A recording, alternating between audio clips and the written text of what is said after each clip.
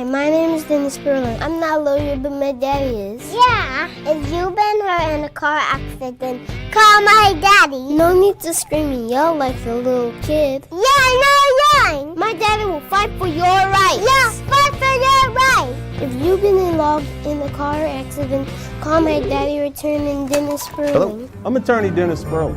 If you've been injured in a car wreck, call me at 713-229-0770. Call my daddy. Hi, my name is Stephanie, and these are my two adorable and handsome sons. And that is my ex-husband, attorney Dennis Sperling. He practices personal injury law and will be more than happy to help you with claims arising from automobile accidents. He doesn't get paid unless you get paid. And as we first wives know, the more our ex-husbands get paid, the more we get paid. So let me help him help you. Call Mr. Sperling at 713-229-0770. Call my daddy. Hey, what's up, everybody? If you appreciate the format and you appreciate what we're doing here, then make sure you contribute to the Cash App, make sure you contribute to the PayPal, make sure you donate to the Super Chat. It's only you and your contributions that keep this thing going. Thanks. The only time black men are allowed to speak is when it benefits others. So hey, this is your opportunity to speak. I want to hear from you. And if you want to make this voice louder and clearer, then what you need to do is contribute to the Cash App, the PayPal, and the Super Chat. I appreciate you.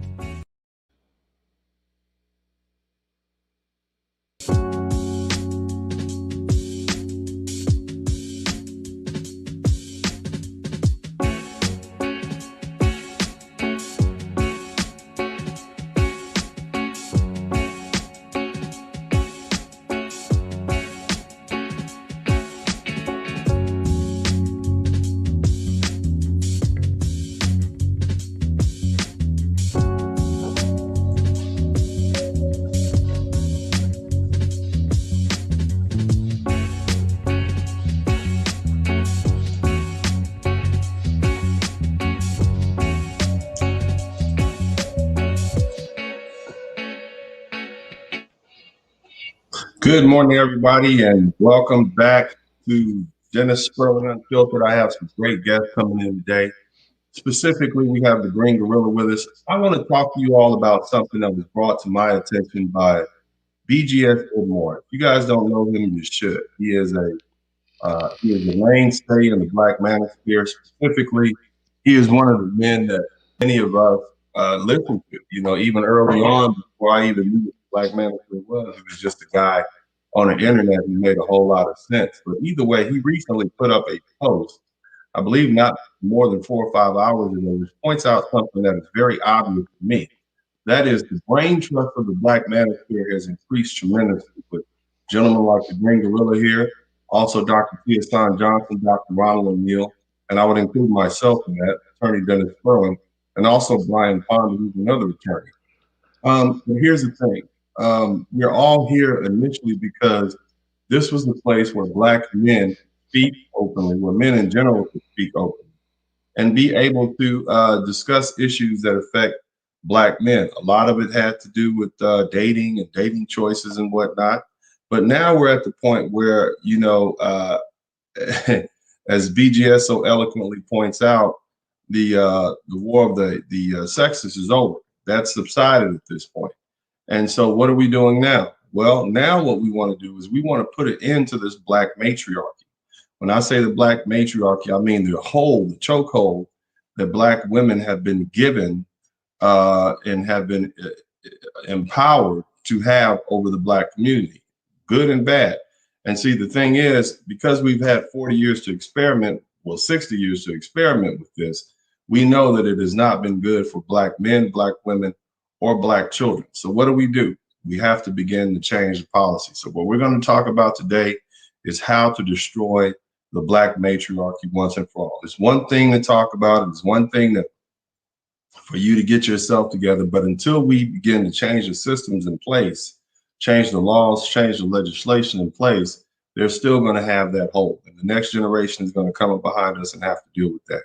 People like the G with the PhD, they teach. They teach the students who are in college who then go on to become university graduates and policymakers, whether it be in law, legislator, judges, these sort of folks, policymakers, social workers. And so we need people like that.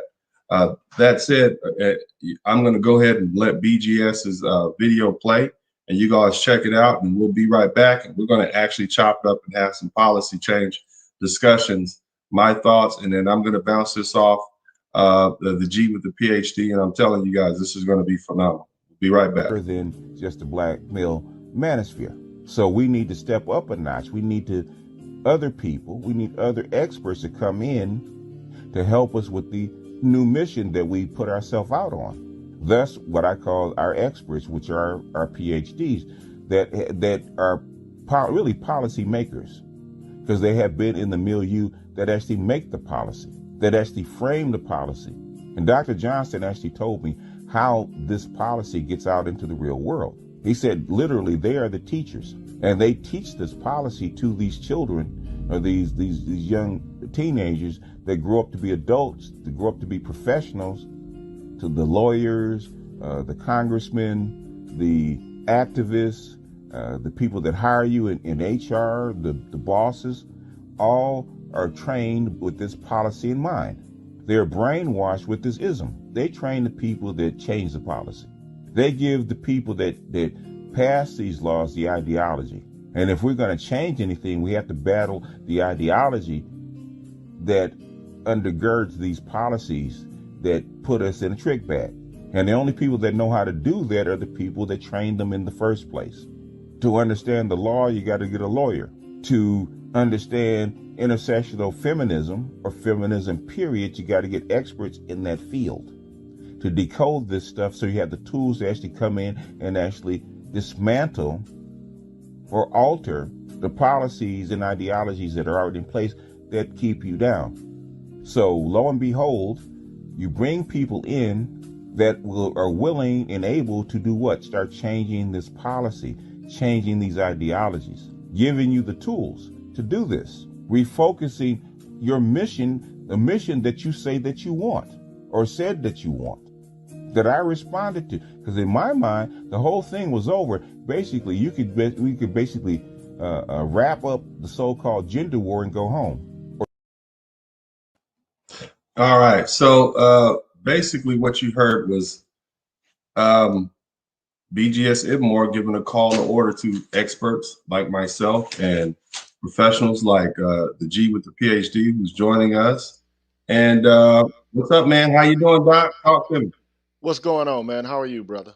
I'm good, man. Thank you for this impromptu. I know it was last minute, but I just heard this from BJS, and I think this is a good way to start our year off. What can we actually do as policymakers to begin to make a change? I've been invited to come to speak on Fox Soul next week, and they've asked me to talk about, and I can hear your echo in the background, Doc, if you don't mind. Canceling that out. Yeah, if you will. Thank you so much. I appreciate that. I've been asked to talk about family law, child custody, and child support. And so I have some thoughts on that, but there are some other issues, domestic violence, welfare.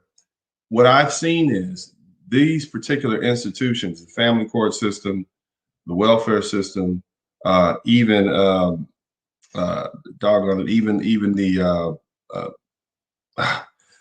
even the criminal justice system to a certain extent has empowered Black women and given them power over Black men. For instance, there's a belief that women make better parents than the dads. And so because of that, the children will automatically go to the mom, even if the mom is, not financially responsible, even if the father is objectively a better parent.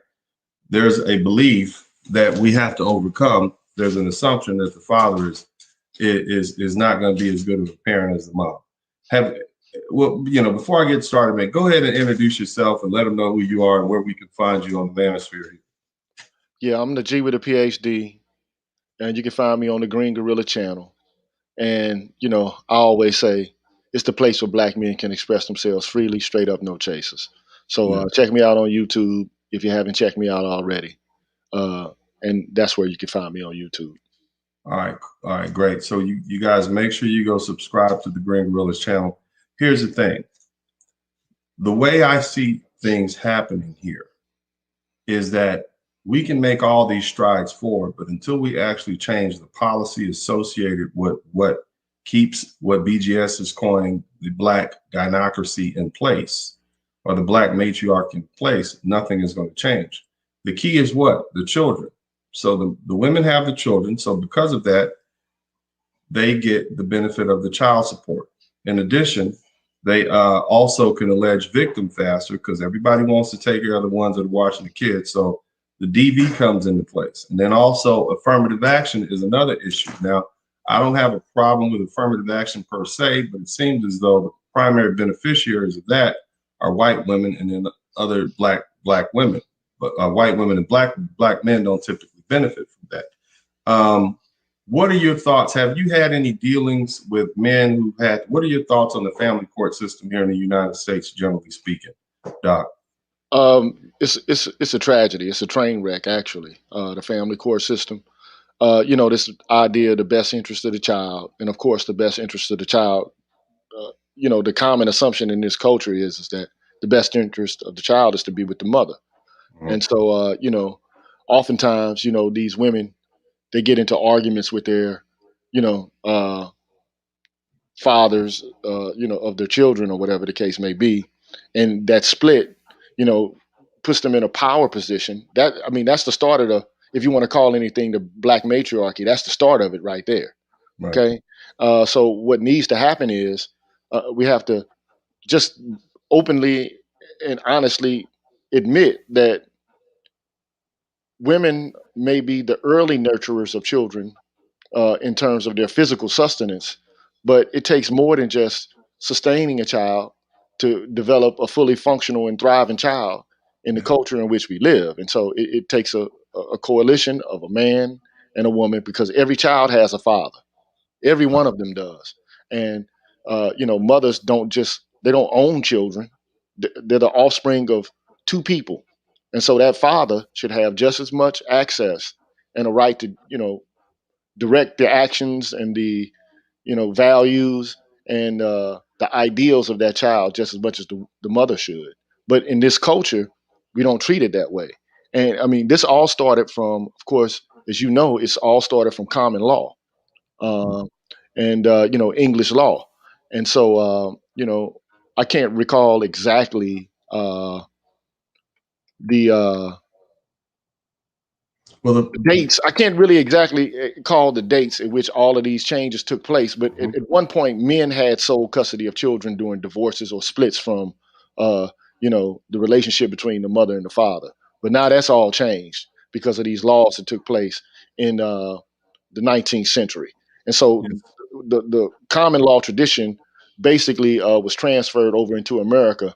And so that's, if you had to ask the question and answer, well, where did the matriarchy start? Well, that's exactly where it started, where the court system in England basically asserted that it's in the best interest of the child to be with the mother. So, And so that 18th century or 19th century science has been proved wrong. If we look at the statistics, children who are raised by single mothers have a higher rate of depression, suicide, crime. Crime rate is increased when they come from, even there may be even a connection between these young men who are doing these horrible shooting acts in these schools and other places and being raised by single mothers. I believe Sean James, who's another great thinker here in the manosphere, actually did a program on that a couple of times. But so the science now proves, and the statistic and the research now proves that children raised by their mothers alone have more issues and become a problem for society when they get older. So I think what BGS was talking about is that people like yourself, people who are who are in the academy, who are in academia, who teach, can begin to teach that, and it makes it a lot easier for me or somebody like me. What I would do is I would say, okay, I would like to propose some changes to the family law system here in the United States, specifically here in the state of Texas, where I am. Here's how I would approach it. And this is something that could be replicated. Get this together with someone like yourself who's investigated that and who's researched it, maybe written papers and published papers on those sort of things. Have them come testify or get a sponsor in the local's House of Representatives. Have them come testify before a committee, right? And then talk about the effects that it's had. Now, if it's approved, what we can begin to do is develop a series of legislative reforms. Specifically, I would address child custody and then also child support, and then also caps on the child support. In addition to that, mandatory DNA testing, because as we know, there's a study done in London, the UK, that says 30% of men are paying for children that aren't theirs. Now, I'm going to give you some specifics and you tell me what you think. I would say, and we'll just use Texas because that's where I am. 50-50 custody is the presumption. In other words, 50-50 custody, father gets half the time, mother gets half the time, period, no matter what. Now, in order to do that, we probably have to install some sort of residency restriction. What that means is you get them 50% of the time, you get them 50% of the time. But the other thing that has to go into place is that there has to be a residency restriction. In other words, you can't move and take this child to another state or even 2 or 3 or to another county unless it's an abutting county, because we need that child to remain in that area so that both parents can have access. Now, if a parent decides to move, that's fine. That parent then loses their rights to 50-50, and we have to go to some other visitation system. But I believe 50-50 custody should be the presumption no matter what, unless there are some allegations of abuse or some overt neglect or something like that, and there's some criminal records involved in that, we verified it, then that's the presumption. What are your thoughts on 50-50 custody, G, with the PhD? I think that's only right. It's like I said before, in relation to creating a child, it takes a man and a woman. So I don't think that the woman should, just in virtue of the fact that she gives birth to the child, have ownership, stewardship over the child in an absolute and kind of an autocratic way. So I'm all for 50-50. All right, and just so, being the presumption to begin with. But right, however, that's though, the presumption. Yeah. but however, you know, when you start to talk about other issues like the issues related to abuse or criminality, that also becomes problematic because, as you know, especially as it pertains to black men, an overwhelming majority of black men are caught up and entangled in the legal system. And oftentimes, you know, women use abuse as a means by which to, you know, make the system work to her advantage. So, I mean, this is a whole mess. Common. That is so common that the district attorneys around the country already know that if this person is in a child custody dispute and it comes up, they already look at it with a jaundiced eye. You see what I mean? Like it's so common. But I didn't mean to cut you off, but you're not just making that up. It is so common that district DAs and ADAs, they already assume there's some funny business going on. But go ahead. I didn't mean to cut you off because I want to get to my next point when you finish. Go ahead. No, but all I'm trying to say is, you know, the system is stacked against black men all across the board. So overwhelmingly, we make up more than our population in relation to the general population of the United States, proportionality. You know, we're overrepresented as it pertains to criminal cases and convictions. And also, you know, women are able to use that DV Trump charge on us. Right. And this is why it's important for us to be able to have a holistic approach to our issues and not to just focus on one thing, because all of this is entangled together. All of these things are inextricably interconnected, and to begin to unravel it all, we have to, you know, attack multiple things at the same time. Right, and I got some more stuff for you here, but the first thing here is child support, because see, when you take the children away and you give the father custody, what that does is it undermines the mother, because you got 50-50 custody, so there's no need for you to receive child support. Next up, no child support unless there's not 50-50 custody. You see what I'm saying? So the presumption is 50-50 custody, and then you don't pay any child support. They don't pay any child support, all right, unless there's another sort of custody agreement worked out where parties have agreed to split the children's time otherwise. Let's say you get them 2 weekends out the month, the mom has them for the rest of the time. Well, you got to pay child support on that. But if you get them 50% of the time and she gets them 50% of the time, there's no child support. What that does is it takes the monetary incentive away from these women hoarding these children. You see, it takes the monetary incentive out of them trying to maintain custody of these children all the way up until they're 16, 17, 18. And here's another kicker for you. And this is something that we do here in the great state of Texas is we got caps on child support. The most that a person has to pay is $2,500 per child. I believe that's the range. There was a case involving Chris Brown, the famous singer, a few years back. And he was him and Han, the child was, he was in California, but he came out here, the mother was out here, whatever. They got the child custody agreement established here in Texas, and all he has to pay is $2,500 a month. And so it doesn't matter if he made $1 million a year, $1 million a week, a month, whatever. He's capped out at $2,500 a month. What do you think about those two things? No child support and only paying child support if it's not a 50-50 split. What do you think about that, Doc? I think it's fair. I mean, it doesn't take that much money to, take care of a child. $2,500 a month, man, is more than some people make on a job. Right. So I think that's fair. I would say that's fair. That's plenty of money, and that is in those extreme cases. That's what we do here, and I believe in Florida there's a presumption of 50-50 custody. So these are things that are actually in play right now. Now the other thing, and I know women are going to get mad at that. What about he's making all that money? Well, see, you got to understand, child support is not to maintain your lifestyle; it's to support the child. You see? So right.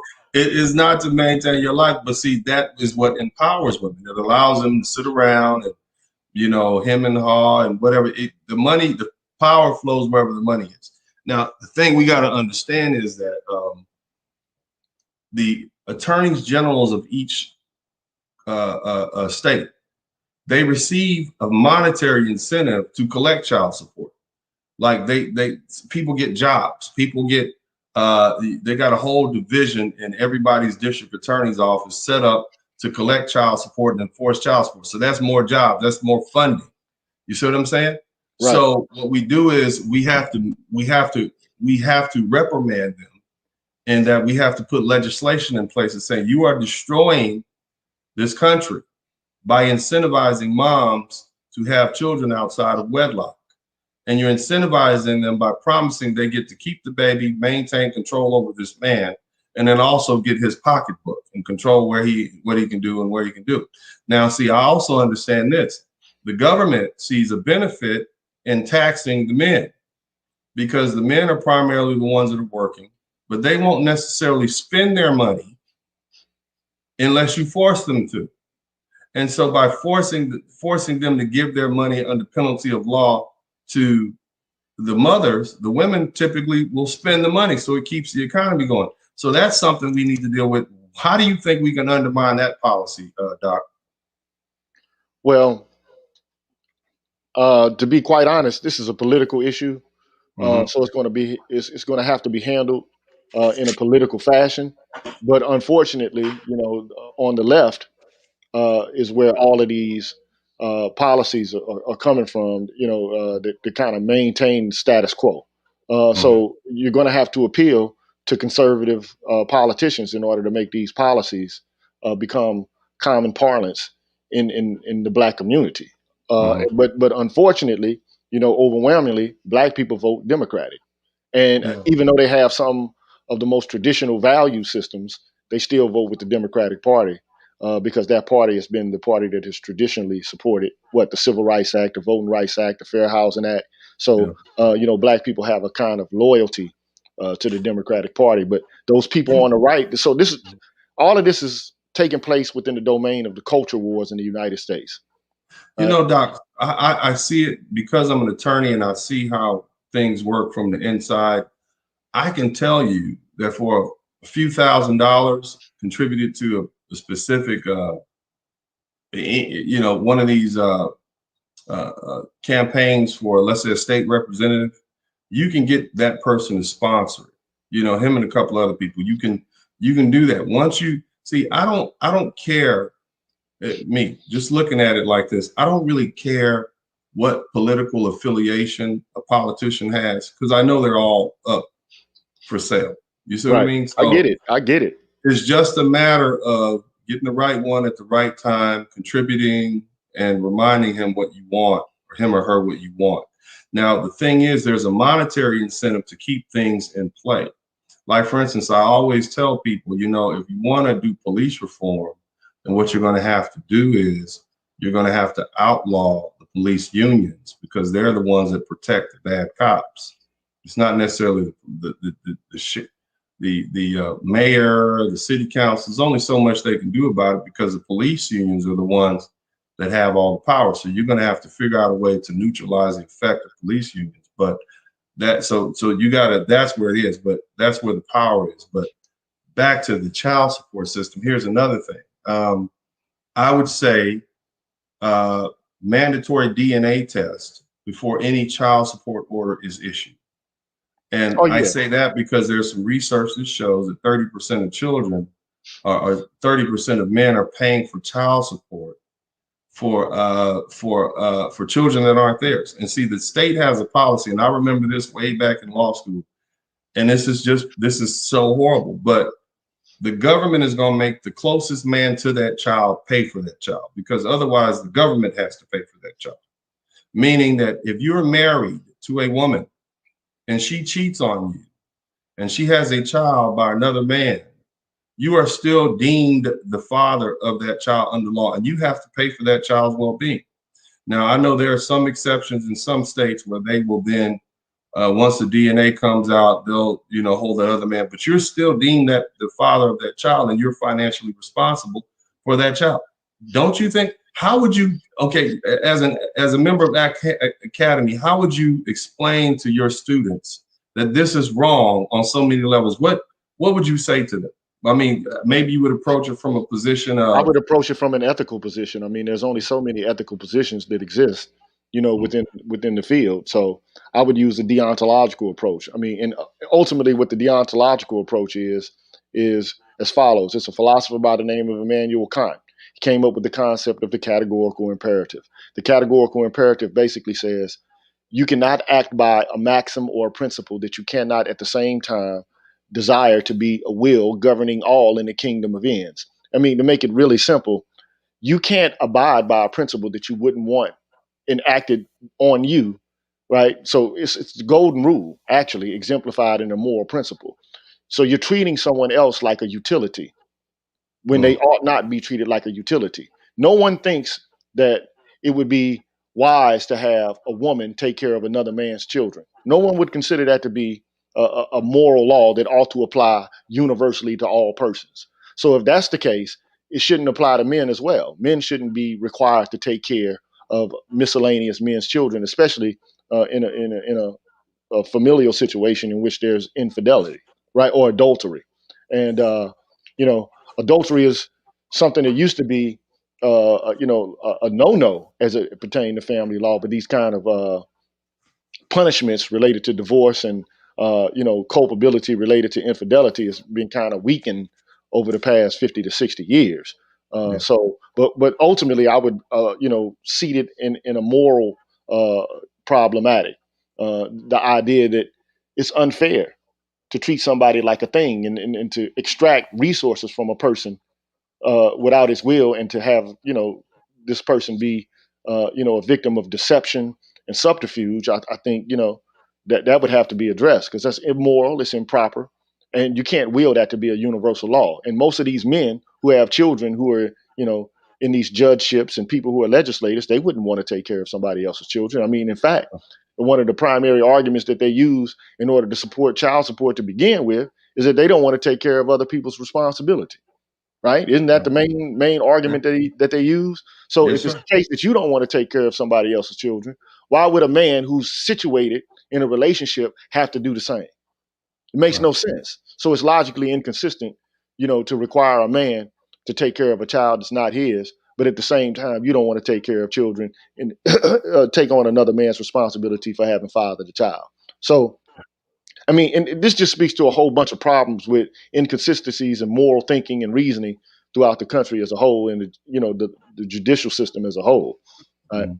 So, But so I appreciate that, and that's the part that I don't have. You know, I can talk about the law, but I can't get the political will together because I deal with the end product. This is what we want to do. It doesn't matter why, but this is what we want to do. You see, and fundamentally, it goes down to what you just presented to us.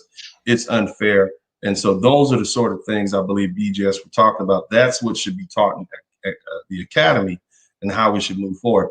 but, I'm going to but, give but you. not only Go that, ahead. but I just want to add this because Sure. you're a participant in a documentary we're crowdfunding at the Right. current moment. So I want you to start plugging that because Okay. look, people are not going to change their opinions. You're not going to get these legislators to budge. You're not going to get people in the academy to budge if you don't bombard them with opposing points of view. Right. And so right now they're basically monopolizing the discourse. I mean, they have a chokehold on the discourse. And so because men aren't speaking up and men in the academy aren't speaking up, men in the media aren't speaking up, these athletes, these entertainers are not speaking up.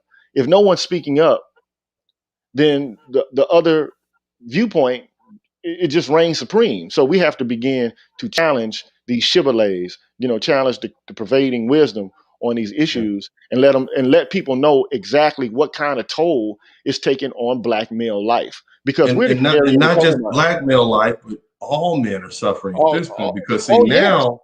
now white women are doing the same thing to white men that black women have been doing to black men since the 1960s. Except they're using the family law system to separate them from their children, and the children are beginning to go downhill. And just like we were the canaries in the coal mine, and now everybody's beginning to suffer. Go ahead. Exactly. So, but my point is, black men are in a unique position to make arguments that white men can't, because of the prevailing, arguments that exist within, intersectionality politics, okay, and intersectional feminist theory. So, black men are able to push back against these themes, these narratives, and these discourses because we can make the case. First of all, we're not patriarchs.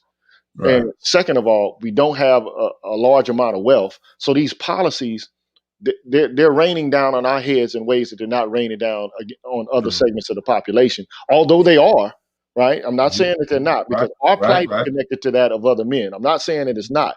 And look, in St. Louis City, which is where I'm from, there's an organization there that still exists called the Father Support Center.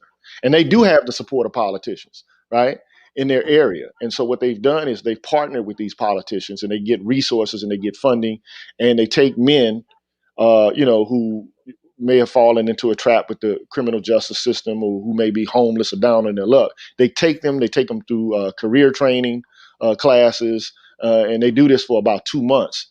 And then they work vigorously to try to reintegrate them into their children's lives. They try to draw up co-parenting agreements, and they try to, funnel them into the court system so that they can actually, to whatever degree they can, have some interaction and some involvement in their children's lives. And I think that's a start, using those agencies. And the Father Support Center is a great agency. So I would suggest that, if you could, to contact them and try to find out what the model is, to find out, how they've partnered with the various politicians at the state and the local level. So something like that can be replicated nationwide. Because I think that's where this is going. Okay. And, there was a men's right movement that was, I guess, back in the 90s or something like that. And I don't think they fared too well, largely because it was driven by white men. And as you said, they didn't have that they couldn't argue against that intersectionality that black men are uniquely positioned to argue against. As Malcolm X said, if the white man gets a cold, we get the flu or we get pneumonia. And Precisely. so because, and I'll give you an example of that. In the area of family law, because that's what we're still focusing on, that you have to go down to the courthouse and you have to deal with a state attorney, oftentimes a district attorney, who is trying to enforce you paying child support to your child's mother. So in actuality, She gets the support of the state where you don't. By contrast, if you get accused of a crime, you get the benefit of a public defendant. Yeah, the state has their attorney general, but at least you have an attorney. You have a right to an attorney. You don't have the right to an attorney to be appointed to you in family law court, because even though there's typically a district attorney who is operating in the capacity of a prosecutor in the criminal realm, it's called quasi-civil, quasi-criminal. So he's still operating with the force of the state, but you don't have the right to have an attorney unless you can pay for one. And so here's the thing. That creates an automatic disadvantage, because who in Black America has the right to pay for a criminal defense attorney? It's one thing when my clients come to me and they've been involved in some sort of civil case where there's an injury or something like that, car accidents, which is what I'm dealing with, because I'll wait around and I'll get my money after I win the case or we get it resolved. But in a situation where you got a family law lawyer, he's like, well, you got to pay me, because if I don't get paid, then I can't keep my business open. So you got to pay me. And these guys don't have money. So what do? They end up going down there and they get hammered. So what I'm telling you guys is this, and I know it's difficult, but you're going to have to bite the bullet and come up with some money to hire yourself a good, competent family law attorney to fight it in the beginning, because it's nearly impossible to get a change in the end. I'll give you an example from and I actually wrote about this in my book. It's my own situation with my youngest child's mother.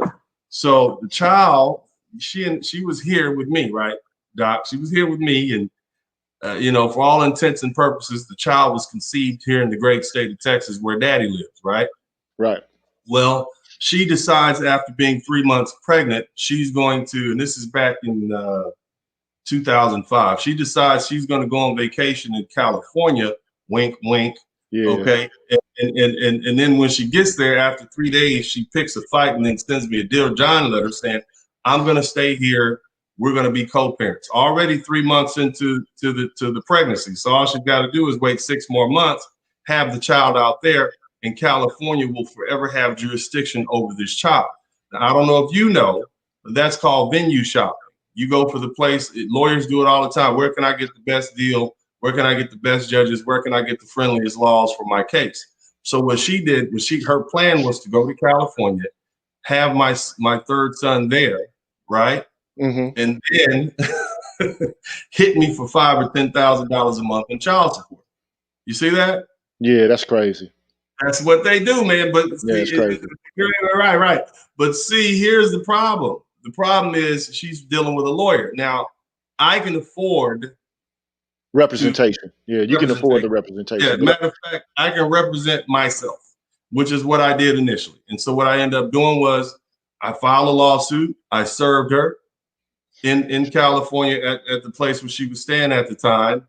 She didn't answer on time, but eventually she did answer, and she availed herself of the jurisdiction of the court.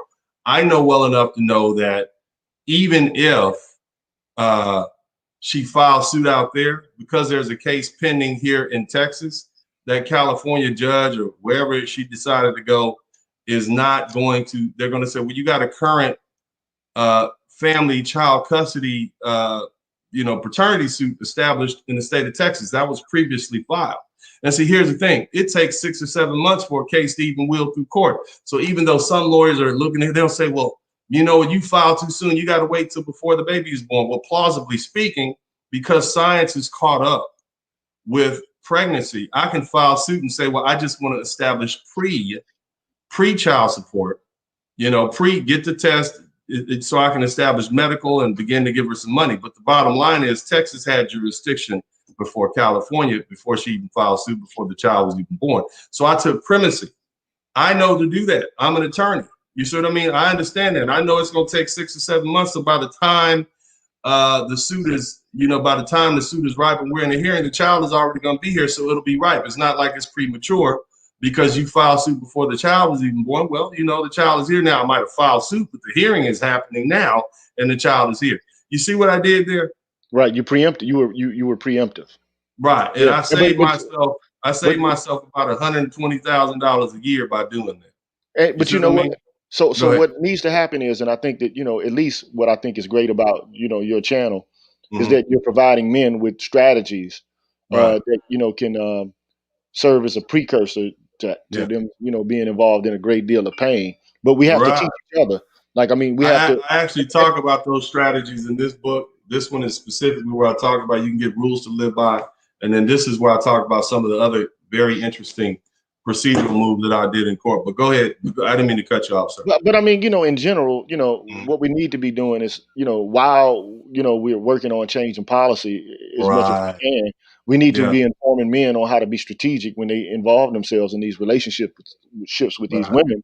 And then we also need to change the culture. I mean, because, look, in this culture, there's something wrong. I mean, it seems as if we don't have the capacity to be able to identify female evil, right? And we have to begin Yeah. to demonstrate, through some sort of visceral means, a seeing this, believing approach to this, that women are often engaged in some very unsavory behavior, and Right. that they're Right. not always innocent, and they're not always meek and passive. Some of these women are exploitative, so Right.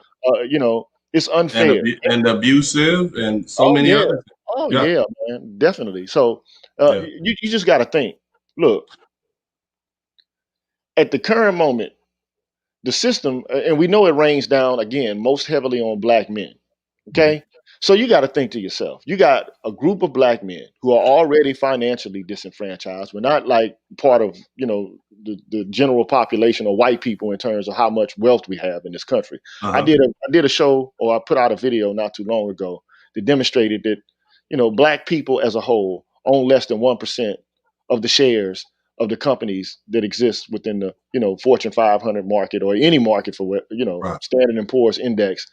We Mhm. own less than 1% of the share of the wealth that, in that domain, and even less in other domains. So how can you expect for men who are already disconnected from, financial security and well-being to shoulder these kind of responsibilities, right?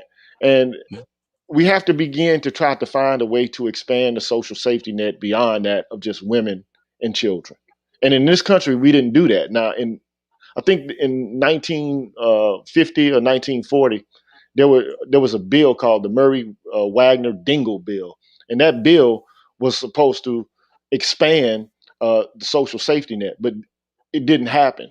And the primary reason that it didn't happen was because people from the American Medical Association resisted against it. They thought it would have some impact because healthcare was also it's supposed to be interpolated in that bill. But I'm being academic and pedantic about it No, right now. no, that's fine. But, This is this today, this Mhm. is that conversation. See, the manosphere has changed. There was a Mhm. time 5 or 6 years ago that was filled with PUAs, which is an acronym for Pickup uh, artists. pickup artists. You had guys talking about racism and all this sort of stuff, which is still relevant.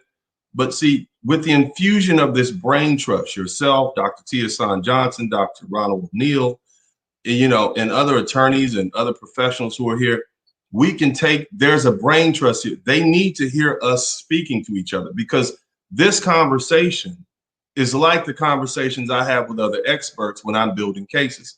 I don't just make this stuff up. I just figure out the best way to package it and sell the jury. Same thing would go when you're dealing with the legislator. Of course, there's some monetary incentives in there, and some procedural and public policy questions that have to come in place. But this is where it starts, So yeah, go ahead, man. And next we're going to go to But domestic let me say violence. this before Yeah, we of move course, on. Let of me course. just say this. Yeah. So I've often heard it say, I've heard it said in this space that somehow we're taking it over, like we're beginning to, break into the market share of other people who are in this space. Let me just say this: Yeah. we're black men. We go through the same stuff y'all go through. Right. I mean, Yeah. we go through the same stuff. We got baby mamas just like y'all do. Yeah. We have contact with the criminal justice system just like you do. Yeah. We Yeah. have it hard on the job just like anybody else. Yeah. And when the police see us, there's no distinction about, okay, whether or not you have a PhD or not. They don't care. They don't know about that. They attack us just as vigorously as anybody else. So the Yeah. experiences that we have, it just so happens that we're black men who have advanced degrees. But that doesn't count for much in this society because, as I've told, people on my show, even just recently, you could be a white man and be a high school dropout and make more money and acquire more wealth over the course of a lifetime than a black man with a college degree. Yeah. So we gotta be cognizant of what's going on and understand that a lot of what's stacked up against us is institutional, is systematic, and it affects us all. And I'm just as upset as anybody in this space, man, because some of the things that Yeah. I've been through parental alienation. You know, Right. I know what it's like to, have a Yeah. woman, preventing you from being able to see your child. I know what it's like to have contact with the criminal justice system. I know what it's Mhm. like to be involved in DV cases and all of this stuff. So, Yeah. Yeah, like man. these are things that are happening to all men across the socio-economic spectrum. And none of us. Even more than that, Doc, the idea that you now have black professionals and well-trained people who are versed in the law and the system and the society enhances the black manosphere. It enhances the manosphere. It makes it more poignant. You see, this is not, see, a lot of people don't understand that. They feel like we're taking over their space. No, we're just adding our voice to the space to enhance the level of conversation. That's my thoughts on it. And peep it though. See, look, what they don't understand, a lot of these guys, and I'm not knocking any of them because I love every one of them, even though they disagree with me and they, I get on their nerves, they get on my nerves. But here's the reality of the situation, man. These people at these universities are the ones who are teaching these kids who are basically, again, and BGS is right on this. This stuff comes from the academy down. It goes from the academy to the legal system to the judicial system, because some of this stuff is even taught in law school, right? These ideas, It is. opinions. Yeah. I'm guaranteeing you, Kimberly Crenshaw, the woman who created intersectionality, is a UCLA legal professor. She's a law professor. Do you understand what I'm saying? So these ideas come from the academy. They go from the academy to the legislature and the judiciary, and then they move from there to the media and multinational corporations, and then they start to filter down to the popular population, so or the regular populace, right? And let me give you a bit of information. Go ahead, Doc. So we know how to wage war on that ground. Okay. And you need us, and we need you. This is a symbiotic relationship. I don't care about any of these titles, man. Screw these titles, bro. Like if you met me, man, if you knew me, I'm like one of the coolest dudes. Like you would never even know, because I never stuff this stuff in front of people's face. The only reason I came up with the G with the PhD is because some, person I used to work with called me that, and I was like, okay, cool. That sounds catchy, so I used it. But so what, man? Like we are all in this together, man. We all suffer, and we're all impacted by these forces that are bearing down against us.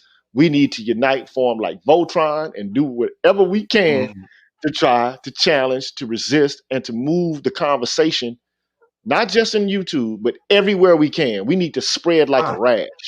We need to spread like a rash. And what the folks need to understand is that there's only so much we can do as a brain trust. We need the arms and legs and the bodies and the backs. So you guys take this information and go with it. What I was going to say was, if you're embroiled in a family law situation, you do not allow yourself to become a victim without hiring yourself a family law attorney. Do your own research, that's great, but you do not go to court without your own attorney. That's what I'm telling you guys. Spend the money. Yes, it's going to cost a couple of $1,000s, but it may save you hundreds of thousands of dollars in the future. I know some good attorneys here in Houston. I don't know attorneys everywhere, but it's easy to find out. It's not that difficult to find out who are the best family law attorneys in your town. But that's the way you fight it in the meantime. And until these policy changes, we know now, as recapping, we know that children do better when they have both parents involved in their lives, whether it's a co-parenting situation, whether it's 50-50 or joint custody or whatever. And we also know that we want to divest women of the financial incentive to hide these children or keep these children from the father. We want them to say, you know what? I'm not getting any money for this kid. I'm not going to get any more money for this kid. Let this kid spend time with his dad.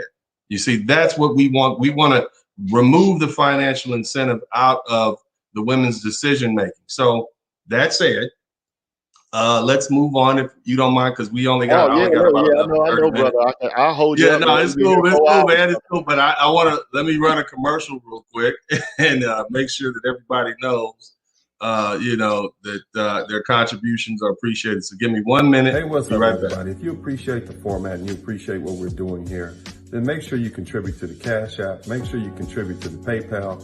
Make sure you donate to the Super Chat. It's only you and your contributions that keep this thing. The only time black men are allowed to speak is when it benefits others. So hey, this is your opportunity to speak. I want to hear from you. And if you want to make this voice louder and clearer, then what you need to do is contribute to the Cash App, the PayPal, and the Super Chat. I appreciate you.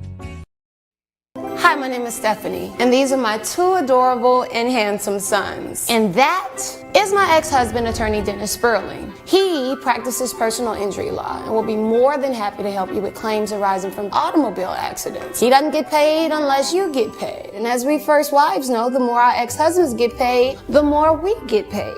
So let me help him help you. Call Mr. Sperling at 713-229-0770. Call my daddy. Oh man, that's crazy, man. That's a great commercial though, man. Now you talk about putting in the heartstrings, man. Yeah, man. I mean, I made fun out of the situation that all of us understand. Like once that they get to increase their revenue, when when That's you one of do the better dopest in life. commercials I've seen, man. Like you like, hey, you sitting in the background like, hey. That was It is that's what it genius, is. Yeah, man.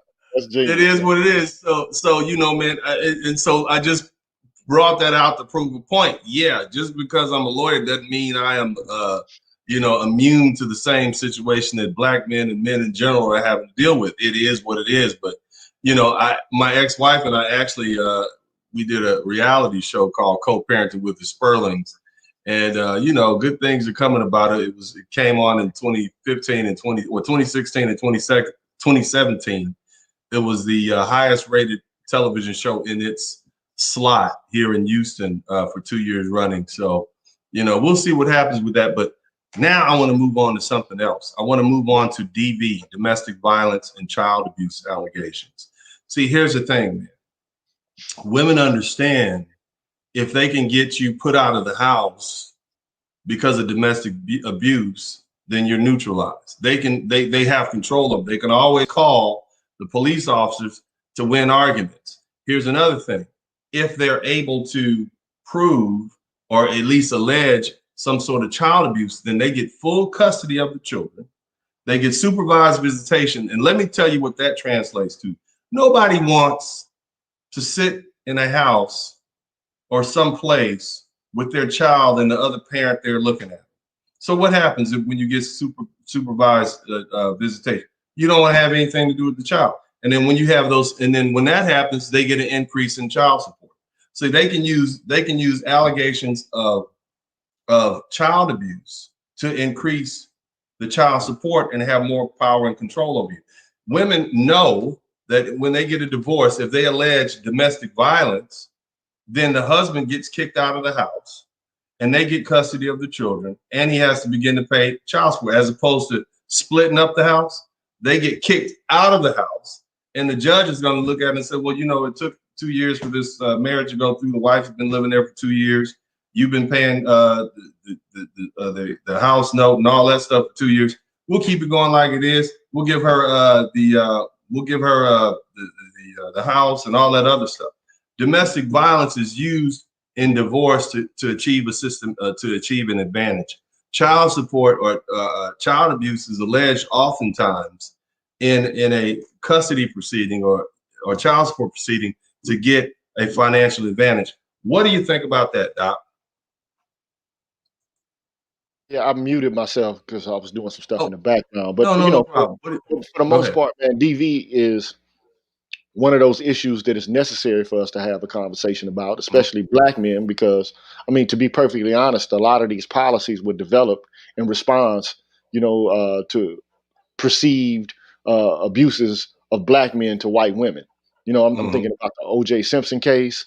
Right. I'm thinking about Jim Brown, James Brown. Chris Brown. You can go through the list, but ultimately, we already know, and this is why the academics are important, right? Because we already know from social science over the past 40 years that most DV is reciprocal. The overwhelming The Yep. overwhelming majority of DV is what they call bivalent or reciprocal violence. All right, I need you to explain that to the people in the back who didn't get that, and then I'm going to post this, which has been circulating around the internet for a few weeks now.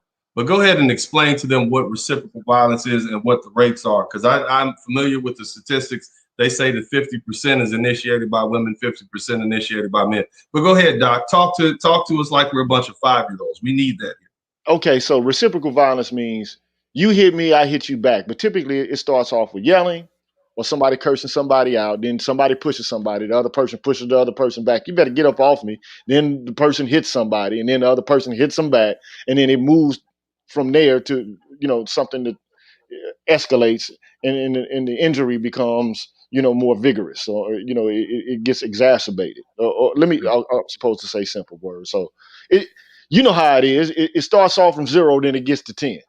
Okay. Right. And Right. so what we also know from DV and social science is that that's the DV that causes the most harm or the most injury to both persons, both men and women. Okay. Mm-hmm. So when there's reciprocal violence, that's where the most harm comes from. Not this notion that we have left from the movies of Lifetime channel where you have some man, smacking Mary Poppins in the head because she burned the toast. That's not how Right. DV typically No. happens. Okay. No. Especially Now, in the Black community. How about no, that? it definitely doesn't. It definitely doesn't happen that way. But And so, but go but ahead. wait a minute, I ain't done yet though, because I'm going Go over some ahead. more Hit them facts with it, about man. this. Hit them with it. So we also know, so most of it is what they call reciprocal violence. It's going both ways, and it comes from escalation. All right. So then on the other hand, you have what they call non-reciprocal violence or unidirectional violence. Okay. Mm-hmm. And what we know about it is that in the preponderance of cases is women who initiate this kind of violence. There was a paper done in 2007 from some Harvard University professors. I can't name their names because I'm getting old. I'm almost 50. So, but at any rate, I can leave the link for you, and then you can peruse the document yourself on your own recognizance. But I mean, ultimately, this study demonstrated that when it comes to unidirectional violence, almost in 70% of the cases, it was women who were assaulting their male partners.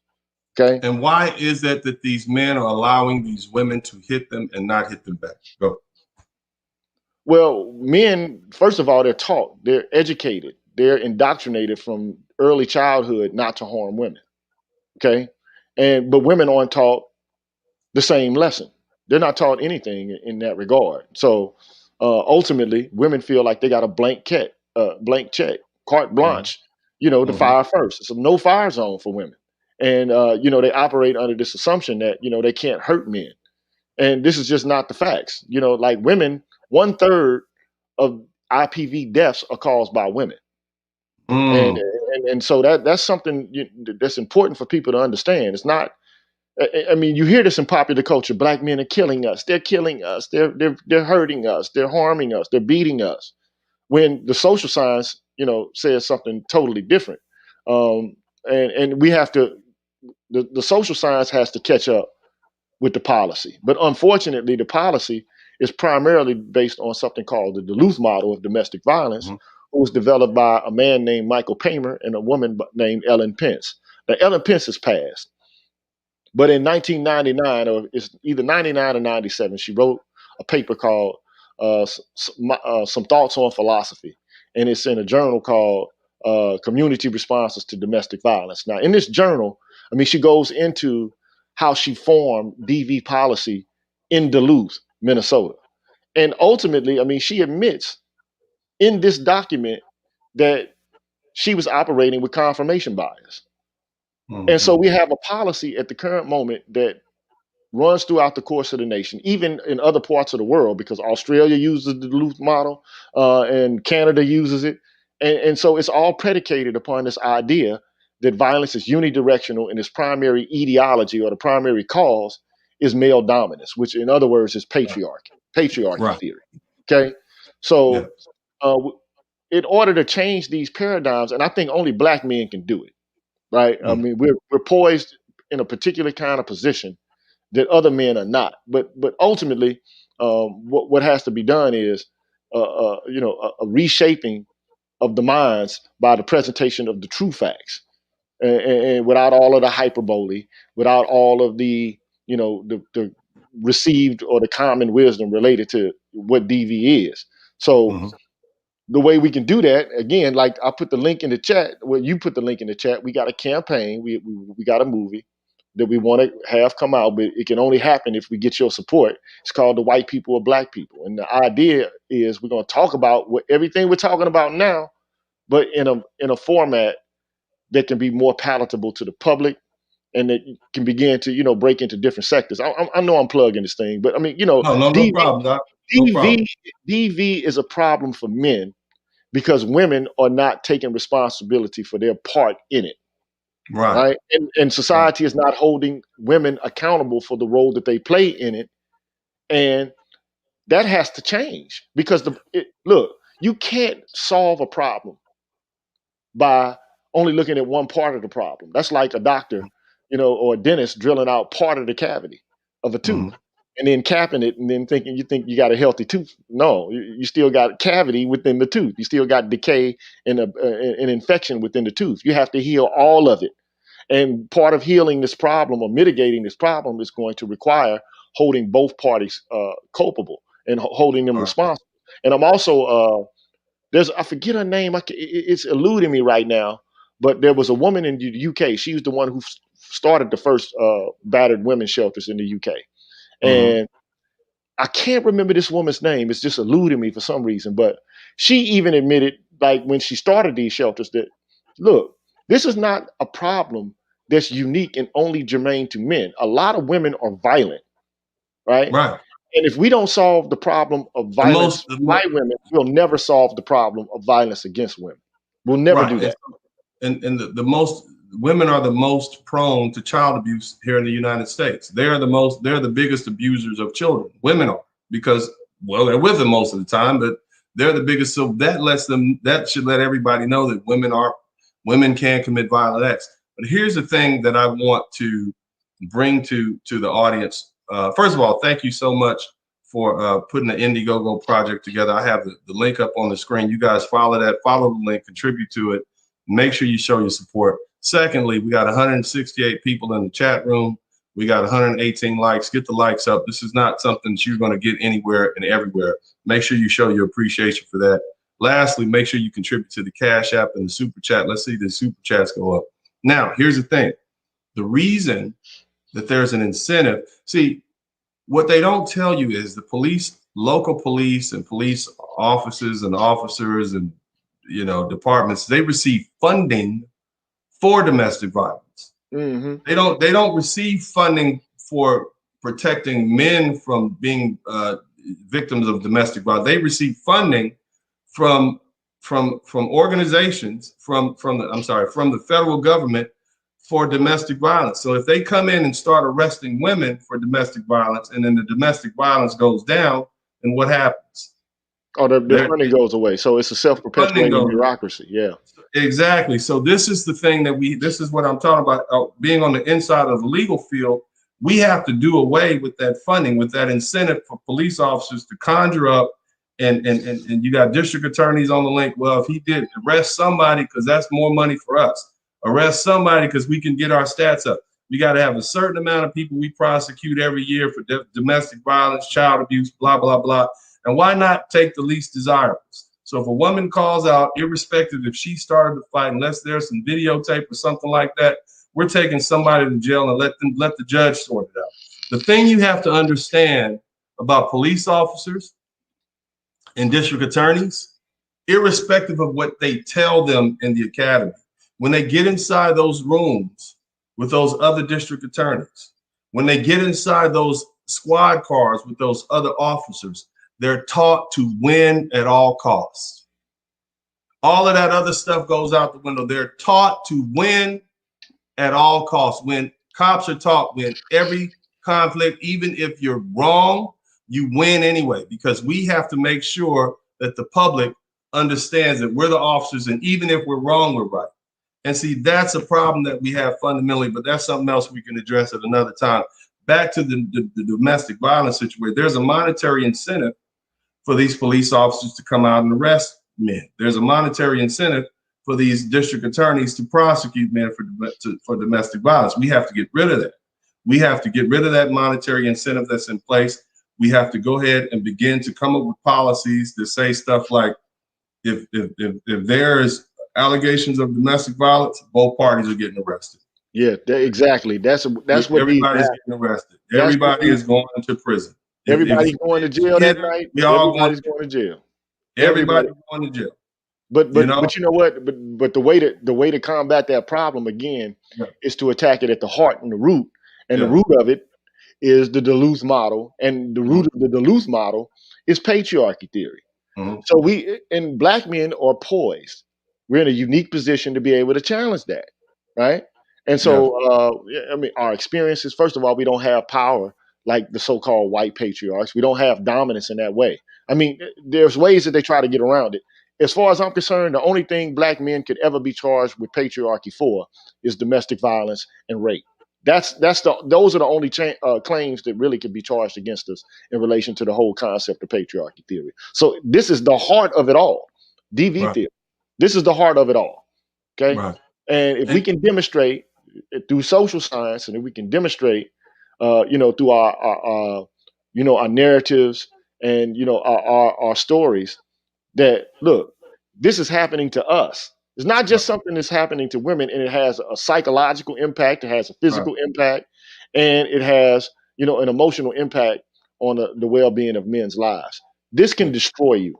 It destroys your reputation. It makes you look like a horrible person, and it makes it difficult for you to get a job. Another thing that we have to understand is, in order to begin to deter domestic violence, both people go to jail, and if there are false allegations of domestic violence or child abuse, the accuser then goes to prison. There should be charges for that. This is not, because it carries so much weight, because it has such a stigma associated with it.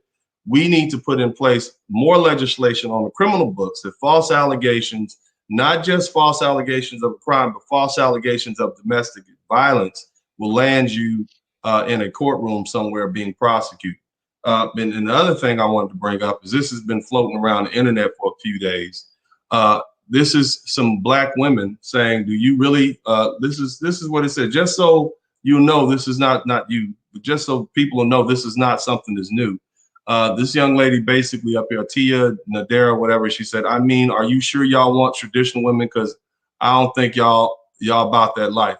Basically what she's doing is collecting stories of their grandmothers and older women, black American women, beating their husbands. My grandmother was rather unhealthy, and my grandfather was small like Prince, so small like Prince, small like Prince. Anyhow, she would pick him up and throw him. These are these women bragging on the domestic violence that their grandmothers distributed against their grandfathers and uncles. Now, here's another thing. It's humorous if you look at it. She says, I'm glad I scrolled through all of these comments and arrived here. Basically, they find it humorous. Here's another one.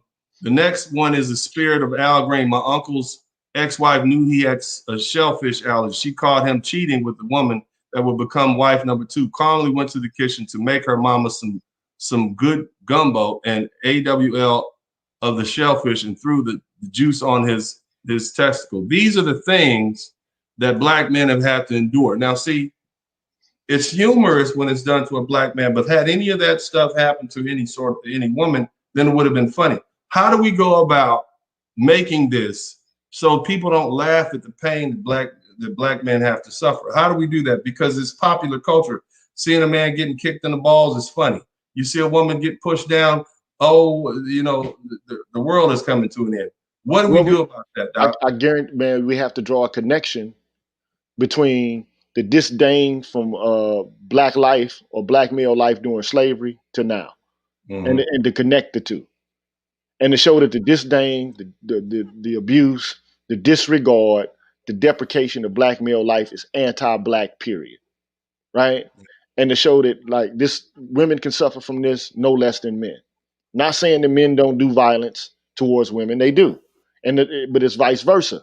And oftentimes, it's more often that the woman is committing acts of violence against the man than it is the man committing acts against the woman. That's just the facts from social science, okay? Now, the way we can begin to do this is by men telling their stories and to let people know that they are vulnerable. Like we're not indestructible. We're not John Henry, man. This stuff is killing us. Right. It's destroying our community and it's destroying future generations. This is not something to play with. You know, it might sound funny for you, you know, to talk to your girls about how you got him, girl, or whatever. But at some point, we lost our interconnectivity and to understand that, like, we're inextricably united. Yeah. If you attack a black man and you destroy him, you're destroying the father of your child. Like, what sense does that make? That's distorted thinking. In the same way for a man if he does it to the mother of his child, right? So these are distortions. And I don't know where we picked them up from. But I mean, you know, violence has always been a part of the, you know, human culture, you know, since time immemorial. I mean, you know, allegorically, it was presented in the story of Cain and Abel or whatever the case.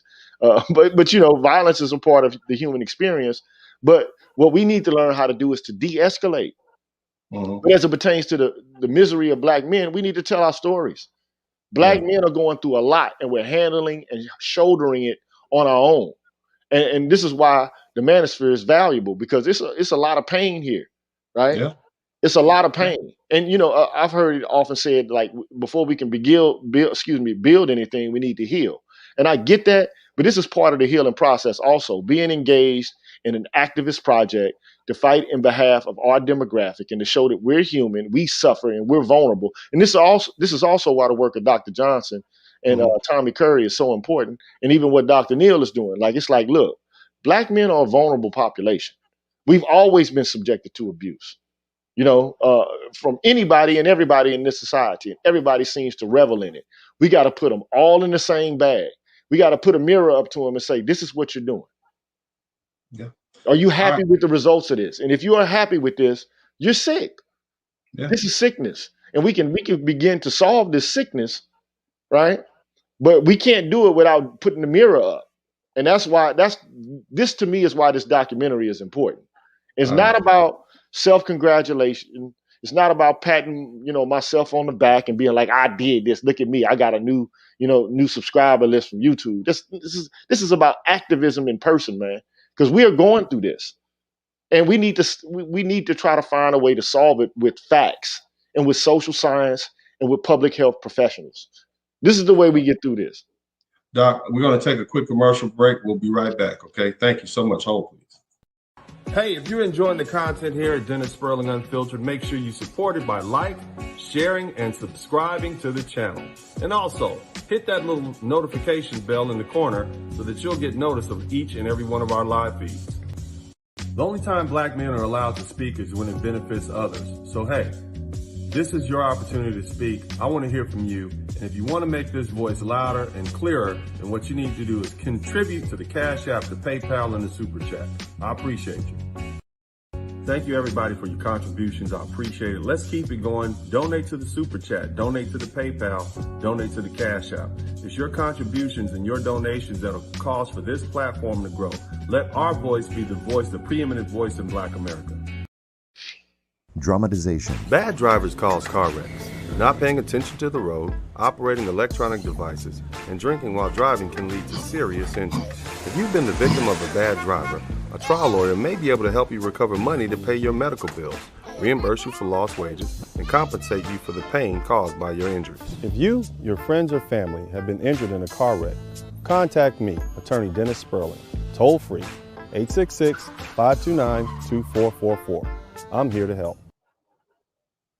All right, we're back, brother. Thank you so much. I hope you enjoyed man, that. look at you, boy. We got a lot in common because, I do hip hop too, man. So, oh, yeah? Oh, that's cool, man. Well, my days are retired from hip hop unless, somebody calls me out. But I do get a lot of people who appreciate the music. So what I will do for you all is, and I actually have 6 albums. I don't make music anymore. And I don't do too many videos anymore. I'm surprised you don't do it entertainment law.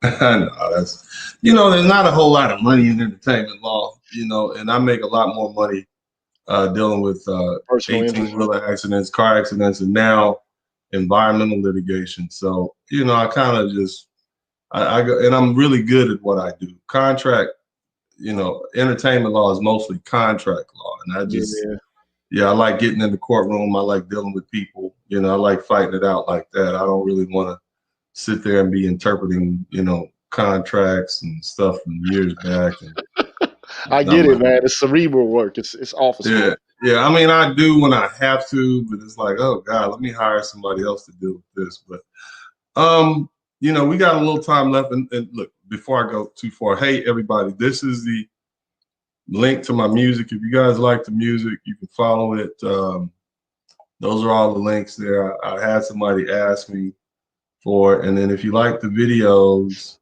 then I will put here are the videos here. If you guys, I have actually, that first video that I played has almost 5 million views on it. And I put it out back in 1998. That was the one called Juan Carlos, Dance Your Life Away, people call it.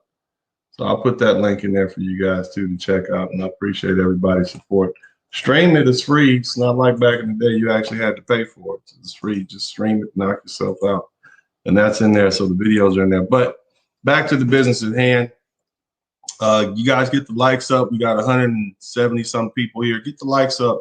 Make sure you subscribe to the channel. Please take the time and subscribe to the channel right now. I need you to subscribe to the channel. The goal is to get to 8,000 subscribers this week. I need you guys to subscribe. It's Friday. That means I have one more day.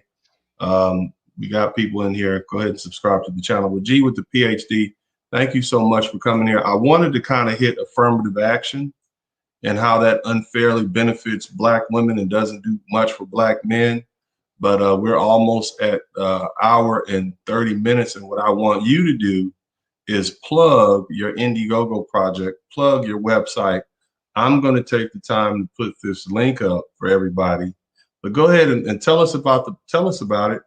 And you know, what can we do to help? But you know, the floor is yours. Go ahead, Doc.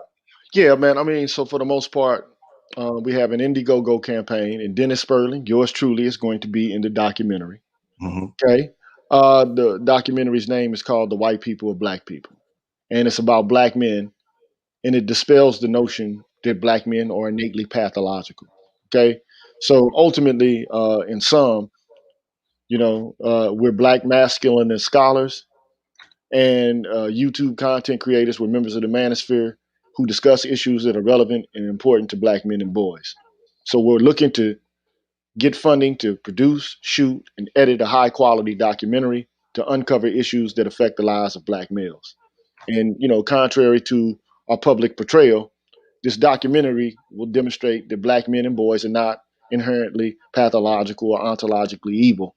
In fact, the documentary is going to basically show, with the aid of empirical data and research from Black male study scholars and activists, that Black men and boys are subjected to the same kinds of abuse and exploitation as any of the other members of the Black community and beyond. So, you know, we need for you to go and donate to the project, man. Just like you would donate to any one of us on our live streams. We need for you to make this happen because ultimately, the world needs to see this. And look, it's important. This project is important, you know, because we study the ways in which Black men and boys are subjected to all kinds of domination, oppression, violence, powerlessness, exploitation.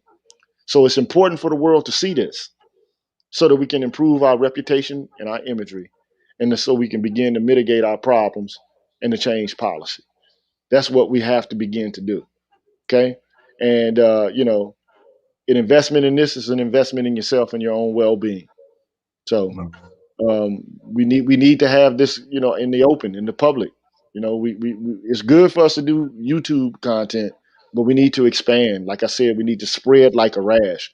This is part of the plan of spreading, so we can begin to affect not only what's going on in our own interpersonal lives, but so we can begin to impact academia, public perceptions, and then we can begin to impact policy. So that's the aim. That's the goal. All right. Thank you so much, Doctor. I appreciate your time, man. I appreciate, hey, for everybody, I hope that you were able to pick up some good information here. We went in and we talked about the family law system. I explained to you that 50-50 custody, no child support unless the child is other than 50-50 custody, caps on child support, $2,500 a month per child. Also mandatory DNA tests before child support is issued. And, you know, these are the sort of things that can undermine that the matriarchal hold that Black women have over Black children. We divest them of those ill-gotten gains that unfairly receive money. That's how we begin to undermine that. We take the children back to the fatherhood. And what Green Gorilla was alluding at before was that there was a time, Rome, our judicial system is built on that of Rome. The Romans believed that the father had the custody over the children, and the wife and everything belonged to the father, so much so that he could even sell his children into slavery if he so chose. The English picked that system up, and they said basically up until about, I think it was up until about 1950, the fathers would get custody of the children if the mothers left.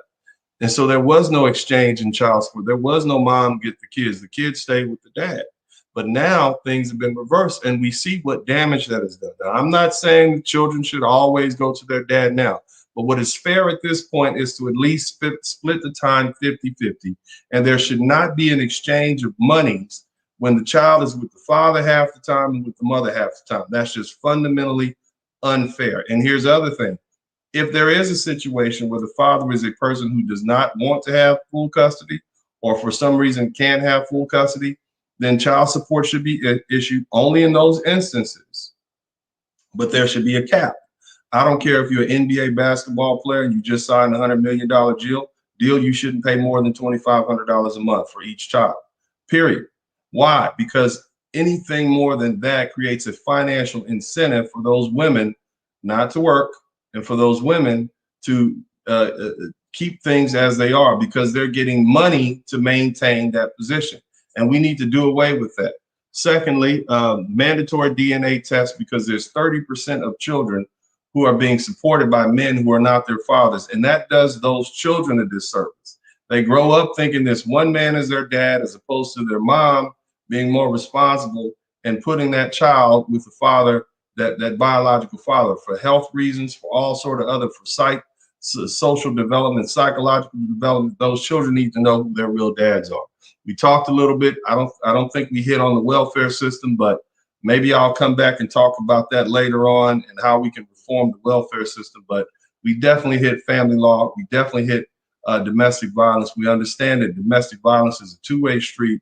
We need to throw out the whole Duluth model. We need to throw that out, because what that's done is undermine our system of justice.